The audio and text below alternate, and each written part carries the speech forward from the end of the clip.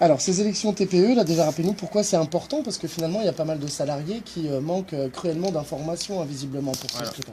C'est important parce que c'est la deuxième fois que les salariés de TPE, mais aussi des toutes petites associations et les salariés des particuliers, comme les assistantes maternelles par exemple, c'est la deuxième fois qu'ils vont pouvoir voter, et la première fois qu'ils vont élire des représentants à ce qui sera une commission paritaire au niveau de la nouvelle grande région, et où il sera question justement de pouvoir informer au mieux les salariés concernés. Et c'est aussi important puisque en fonction des résultats va être mesurée la représentativité des syndicats au niveau national.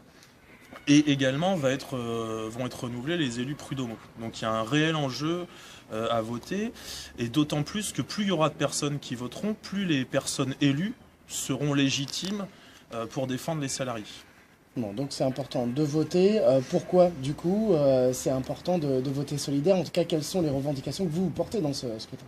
C'est important de voter solidaire parce que si on regarde les 5 années écoulées avec le gouvernement, les différents gouvernements Hollande, on se rend compte qu'en fait Solidaire a été le premier syndicat à porter une opposition progressiste à ce gouvernement, et a été ensuite dans l'année 2016 un des syndicats qui a pris toute sa part dans la lutte contre la loi travail. Donc voter Solidaire, c'est voter pour un syndicat, pour reprendre la formule, qui ne lâche rien, un syndicat qui se bagarre avec les gens et qui ne fait pas simplement à la place des gens.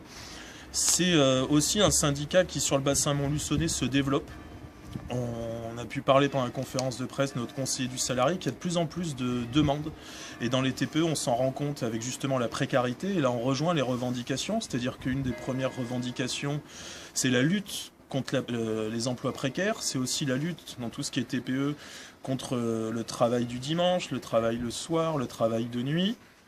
C'est aussi justement pouvoir avoir des conditions de vie qui soient meilleures.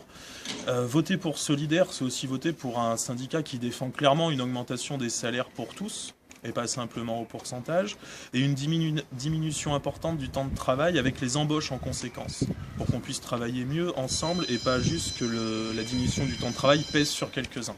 Voilà, ça c'est pour les revendications un peu larges, mais voter pour Solidaire, c'est surtout voter pour des syndicats engagés, les syndicats Sud notamment, dans les toutes petites associations, dans les petites entreprises et pour les employés de particuliers.